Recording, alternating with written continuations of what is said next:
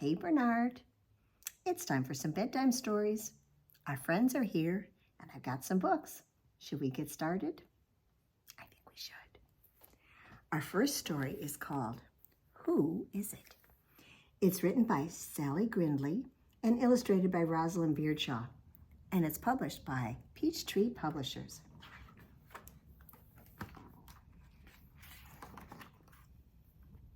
Someone's eating Mr. Bear's porridge.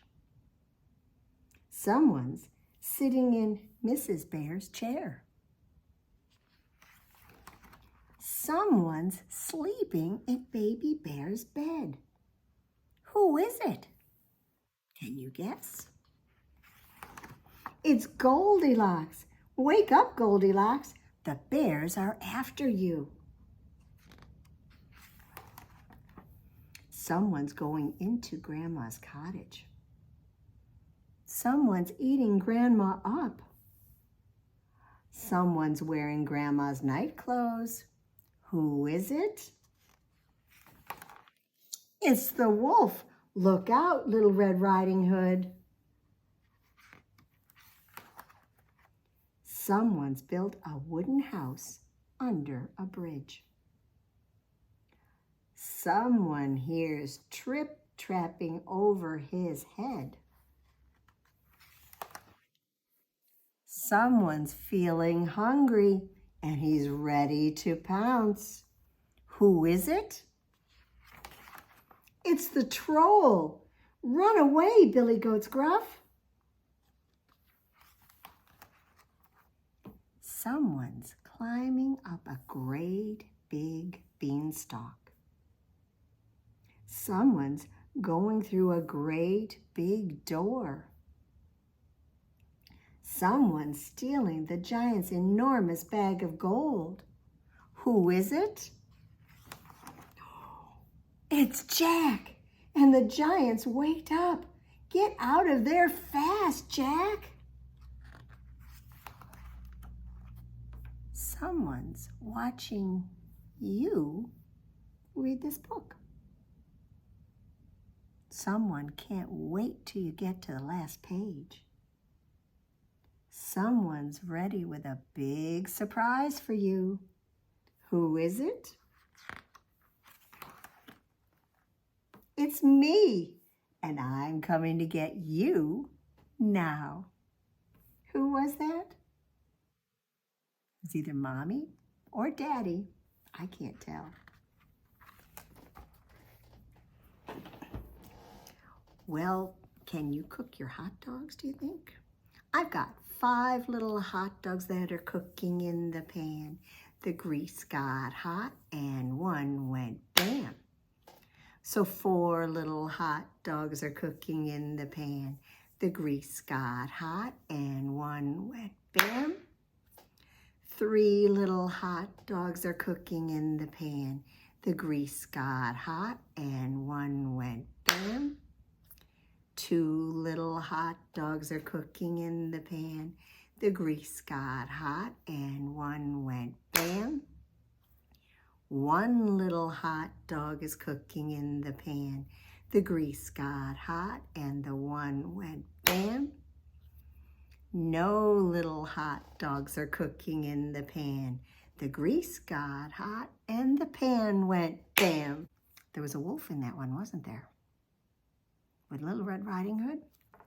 Well, now we're going to have 2 wolves. This is called Bad Boys. It's written by Margie Palatini and illustrated by Henry Cole, and is published by Katherine Tegen Books. Oh, look at him huffing and puffing and blowing down doors. Those bad boys, Willie and Wally Wolf, were in trouble. Again. And now they were on the run with everyone hot on their tails. Oh, there's Riding Hood and 3 little pigs. Wally stepped out of his granny skirt and chuckled. Wally, old chum, I do believe we've given them the slip. Yes, indeedy, that was a close one, pal, said Wally, coughing up a kernel of corn. as close as the hair on my chinny chin chin. The two looked at each other and giggled. Oh yeah, we're bad. We're bad. We're really, really bad. Yes, those boys were big. They were bad, and they were also out of breath. There wasn't another huff or puff between them. They needed to go lay off those goodies and lay low from the law. But where, oh where, were two big, bad, wanted wolves going to hide out where nobody would ever find them? What to do, what to do, what to do? It was a dilemma, all right. Bah! Did you hear that? Asked Willie of Wally. Affirmative, nodded Wally to Willie. Bah! Do you see what I see? Asked Willie of Wally. 20/20, slurped Wally to Willie. Bah! Are you thinking what I'm thinking? They said to each other. Those nasty, naughty boys looked at each other and licked their lips. Brain ditto. The same idea. Ah, yes, the perfect hideout. It was close, it was clever, and the eats were included. We'll go on the lam, chuckled Willie. Pull the wool over their eyes, chortled Wally. Fleece the flock, they both snickered. Oh yeah, we're bad. We're bad. We're really, really bad. Now the boys got out their bags of tricks and went to work. A couple of long John woolies, some fluff, more puff, plenty of mascara, and voila, Wilhelmina and Walenda, they twittered with a dainty prance. Two wolves in sheep's clothing. The plan was simple, but wickedly devious. A lamb smorgasbord? The boys straightened their stockings, gave themselves a primp and a poof, powdered their noses, and off they sauntered and sashayed across the meadows. Now remember, cautioned Willie to Wally, not one U for stew until I give the okay. No you, no stew, agreed Wally. Oh yes, they were bad. Bad, really, really bad, but sort of adorable. The two were in clover. Yes, joining the flock was indeed the perfect hideout, not to mention the load of unsuspecting tasty tidbits for the road. Unfortunately, that tidbit, that morsel, that just one lick of lamb was getting harder for Willie to resist. He just hated eating his greens. Wally picked a blade from his front teeth. It's grass, you ninny. Just eat it and smile. Willie gave a quick floss for hoofing up the hill where a breakfast, a lunch, and a dinner that he could really sink his teeth into. How do you do, ladies? I'm Betty Mutton, and these are my friends Trudy Ewe and Merrill Shreep. Are you two new to the flock? Willie batted his eyes coyly. Well, yes, he said sweetly. I suppose you could call us two new ewes. I'm Wilhelmina, and this is my sister Walenda. We're the Peep Sheep, added Wally. The Peep Sheep? Said Betty Mutton without missing a bleat. You mean the Bo Peep Sheep? The missing Peep Sheep?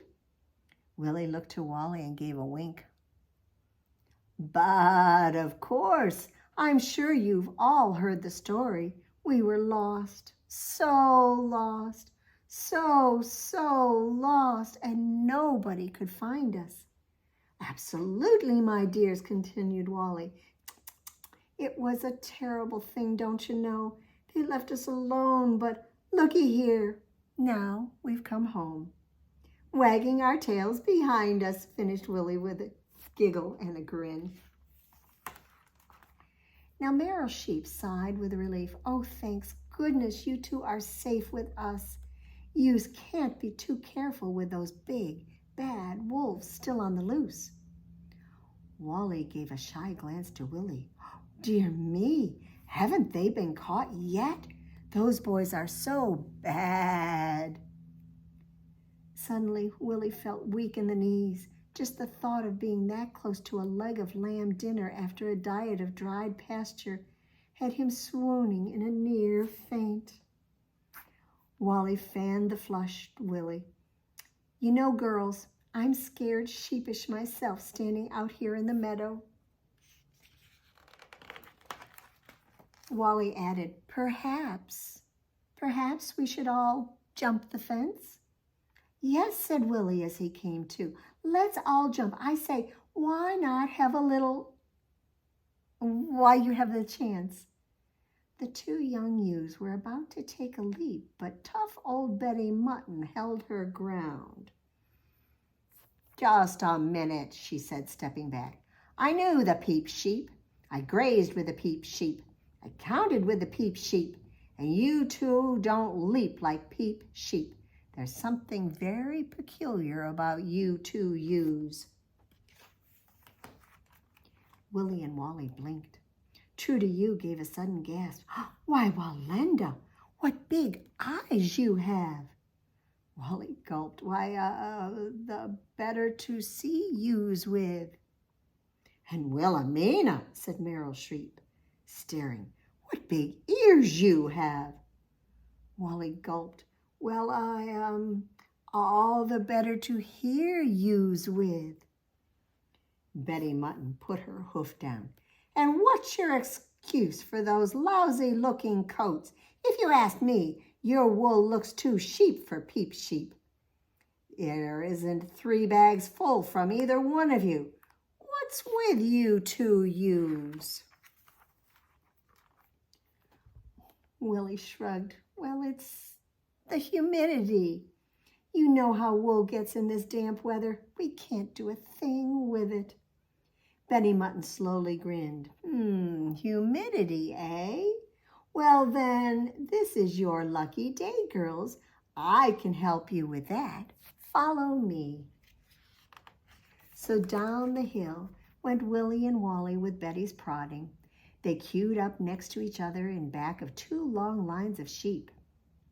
Wally drooled with delight as he eyeballed the new buffet. We sure pulled the wool over their eyes, snickered Wally. Indeed we did, said Willie, stifling a chuckle. The line grew shorter, and dinner time got closer when bzzz. Excuse me, dear, but do you hear what I hear? Willie whispered to Wally as the line inched forward. I do, whispered Wally to Willie. Bees, pray tell. Willie listened. Bzzz. No, not bees, said Wally. Bzzz. Mowers, perhaps, whispered Wally to Willie. Bzzz. No, not mowers, said Willie. Confound it, cried Wally. What is that annoying buzz? Bzzz. Next. Bzzz. Bzzz. Do you know what those are? Clippers. Wool clippers. Meryl Sheep giggled. Why, you aren't Wilhelmina. And True to You chuckled. And you aren't Wallenda. No, of course they're not, butted in Betty with a hearty snort. They're those 2 nasty, naughty, naked, big, bad wolves. Willie shivered. Oh, Wally, old chum, I believe we've been exposed. Wally blushed. Oh, totally, dear pal. Oh, me. Oh, my, totally. And the big bad wolves thought they had trouble with the pigs. Oh, my. So they headed for the hills. And, of course, there was only one thing those bad boys could do after such a close shave. They had to wait for their hair to grow back, which took a very long time. Those were 2 very bad haircuts. Oh yeah, they were bad. Bad. Really, really bad. Well, shall you shake, shake, shake your sillies out, shake, shake, shake your sillies out, shake, shake, shake your sillies out and wiggle your waggles away. Now can you clap, clap, clap your crazies out, clap, clap, clap your crazies out, clap, clap, clap your crazies out and wiggle your waggles away. Can you stretch, stretch, stretch your stretchies out, stretch, stretch, stretch your stretchies out, stretch, stretch, stretch your stretchies out and wiggle your waggles away. Can you stand up? Can you jump, jump, jump your jiggles out, jump, jump, jump your jiggles out, jump, jump, jump your jiggles out and wiggle your waggles away. Can you shake, shake, shake your sillies out, shake, shake, shake your sillies out, shake, shake, shake your sillies out and wiggle your waggles away. Well, those bad boys weren't able to catch any sheep. And in this story, somebody else is doing the catching. This is called Can't Catch Me. It's written by Timothy Knapman and illustrated by Simona Soriolo. And it's published by Candlewick Press. It appears to be a story about a cat and a mouse. Here's Jake, fastest mouse in the world, but oh no, he's gone. Quick, after him.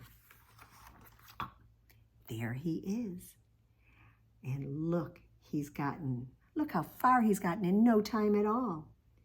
Jake is far too fast for old Tom Cat. All old Tom wants is a sweet young mouse to eat, but no such luck. Old Tom ties himself in knots trying to catch Jake. His tummy is rumbling. He's gotten thinner and thinner. Can't catch me, sings Jake. I'm the fastest mouse in the world. And he runs out of the garden and into the fields. Soon enough, Jake passes a fox. Where are you going, you tasty young mouse? Asked the fox. I'd like to eat you up. Oh, I was too fast for old Tom Cat, and I'd be too fast for you, says Jake. We'll see about that, says the fox. You can't catch me, sings Jake. I'm the fastest mouse in the world. And the fox runs and runs. It scampers and scurries, but it doesn't have a chance. It can't catch Jake. Jake runs out of the fields and into the woods, and soon enough he passes a wolf. Where are you going, you juicy young mouse? Asked the wolf. I'd like to eat you up. Oh, I was too fast for old Tom Cat, and too fast for the fox, and I'll be too fast for you, says Jake. We'll see about that, growls the wolf. Can't catch me, sings Jake. I'm the fastest mouse in the world. And the wolf runs and runs. It sprints and springs, but it doesn't have a chance. It can't catch Jake. So Jake runs out of the woods and up into the hills, and soon enough he passes a bear. Where are you going, you yummy young mouse? Asked the bear. I'd like to eat you up. I was too fast for old Tom Cat and the fox and the wolf, and I'll be too fast for you, says Jake. We'll see about that, roars the bear. Can't catch me, sings Jake. I'm the fastest mouse in the world. Well, the bear runs and runs. It lunges and leaps, but it doesn't have a chance. It can't catch Jake.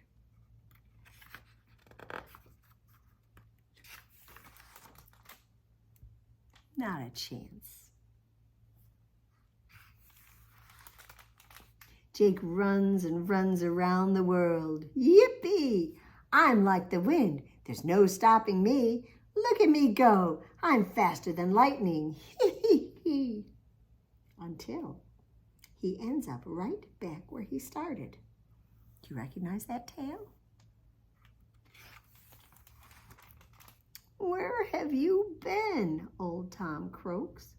Ho, I ran and ran around the world, says Jake. I can't hear you, says Old Tom. I'm so weak. Come closer. I was too fast for the bear, too fast for the wolf, too fast for the fox, says Jake. Come a little closer, says Old Tom. I haven't eaten in such a long time. And I'm too fast for you, says Jake. Closer still, says Old Tomcat. I'm just a bag of bones. You can't catch me, sings Jake. I'm delicious, says Old Tomcat. And that was the end of Jake.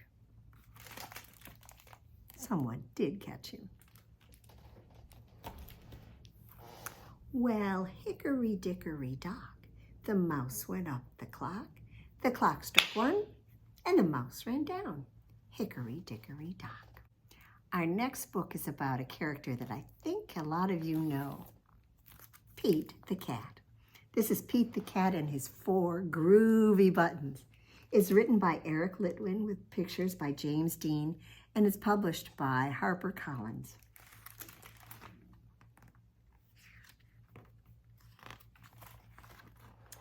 Pete the cat put on his favorite shirt with the 4 big, colorful, round, groovy buttons.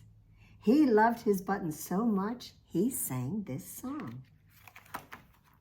My buttons, my 4 groovy buttons, my buttons, my 4 groovy buttons. But then, pop! Oh no! One of the buttons popped off and rolled away. How many buttons are there? Did you say 3? You'd be right, because he had 4 and lost 1, so that left 3. 1, 2, 3. Did Pete cry? Goodness, no. Buttons come and buttons go. He kept on singing his song. My buttons, my 3 groovy buttons. My buttons, my 3 groovy buttons. But then pop! Oh no! Another button popped off and rolled away. How many buttons are there? Did you say 2? You'd be right. He had 3, lost 1, and now there are 2. Did Pete cry? Goodness, no. Buttons come and buttons go. He kept on singing his song. My buttons, my 2 groovy buttons. My buttons, my 2 groovy buttons. But then pop! Oh no! Another button popped off and rolled away. How many buttons are left? 1. He had 2, lost 1, and now there's 1 left. Did Pete cry? Goodness, no. Buttons come and buttons go. He kept on singing his song. My button, my 1 groovy button. My button, my 1 groovy button. But then pop! Oh no! The last button popped off and rolled away. How many buttons are left? 0. He had 1 and lost it, and now there are none left. Did Pete cry? Goodness, no. Buttons come and buttons go. Pete looked down at his buttonless shirt, and what do you think he saw? His belly button. And he kept on singing his song. My button, still have my belly button. My button, still have my belly button. And I guess it simply goes to show that stuff will come and stuff will go. But do we cry? Goodness, no. We just keep on singing. Buttons come and buttons go. Pete the cat. I think it's time for you to look and see if you've got that bubble gum with you. Reach in your pocket, even a pretend pocket will do, and pull out your piece of pretend bubble gum, unwrap it, and pop it in your mouth. Chew it up until it's all soft and squishy.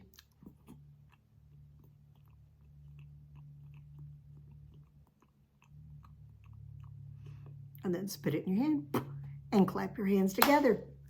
Sticky, sticky bubble gum, sticky, sticky bubble gum, sticky, sticky bubble gum, stick it on your knee.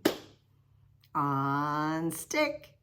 Sticky, sticky bubble gum, sticky, sticky bubble gum, sticky, sticky bubble gum, stick it on your chin. On stick. Sticky, sticky bubble gum, sticky, sticky bubble gum, sticky, sticky bubble gum, stick it on your arm. On stick. Sticky, sticky bubble gum, sticky, sticky bubble gum, sticky, sticky bubble gum, stick it on your nose. On stick. Sticky, sticky bubble gum, sticky, sticky bubble gum, sticky, sticky bubble gum, stick it on your back. On stick. Sticky, sticky bubble gum, sticky, sticky bubble gum, sticky, sticky bubble gum. Stick it on mom or dad. On stick. Sticky, sticky bubble gum, sticky, sticky bubble gum, sticky, sticky bubble gum. Time to throw it in the trash. I think it's time for something on the flannel board. And this is actually a story that I made up for the flannel board. Once upon a time, there was a boy. Now it was summertime, school vacation. School was out and he was bored. All his friends had gone on vacation or gone to camp. There's nothing to do, he said to his mother. I'm sure you're wrong, she said. Just go outside and look around. Use your imagination. So he went outside and he looked around. He saw his tent where he and his friends like to camp out during the summer. But you know, it's not too much fun camping out by yourself. He saw the dead-end street where he and his friends liked to ride their bikes. But it wasn't as much fun riding your bike when it's just you. He saw the track over at the school where he and his friends liked to go and run races. But it wasn't much fun running a race if you're the only one running. He saw the hill that he and his friends liked to climb up to the top of. They would climb up to the top and then they would roll down the other side and climb up and do it again. But it wasn't as much fun doing it all by himself. He saw the fenced-in pond where he and his friends liked to go fishing. But it wasn't much fun fishing all by himself. He saw the old log that he and his friends liked to walk across, pretending it was a plank like on a pirate ship. It was fun, but wasn't as much fun doing it all by himself. Look around, his mother had said. Well, he had looked around, and he didn't see anything that was as much fun to do by himself as with a friend. But then he remembered what else his mother had said. She told him to use his imagination. So he took a look again, but this time he used his imagination. And when he did, well, things looked a little different. He saw that there were things that he could do by himself that would be as much fun as doing it with a friend. In fact, he could do it anywhere, any place, outdoors or in. And what that was, well, he could read. And that's what he did. All right, well, let's finish up with our Sandra Boynton story, especially since read fell right off the board. This is Good Night by Sandra Boynton, and it's published by Little Simon. Well, the sun has set not long ago. Now everybody goes below to take a bath in one big tub with soap all over. Scrub, scrub, scrub. They hang their towels on the wall and find pajamas, big and small. And with some on top and some beneath, they brush and brush and brush their teeth. And when the moon is on the rise, they all go up to exercise. And down once more, but not so fast. They're on their way to bed at last. They climb into their feather bed with some at the foot and some at the head. And two little rabbits, well, they sing a song while everybody hums along. The hippos, big hippos, will dance in the mud. The piggies will follow them in, and down in the hollow, the elephants wallow in mud that comes up to their chin. The cats and the bears, the lions and dogs, the rhinos and moose come along, and two little rabbits, we too will gladly agree to sing everyone's dream in a song. Sorry, I sound a little croaky today. Well, the day is done. They say goodnight, and somebody turns off the light. The moon is high, the sea is deep, and they rock and rock and rock to sleep. So those are our stories for tonight. Bernard and I say thank you for joining us, and we hope you'll come back to hear some stories another time. See you then.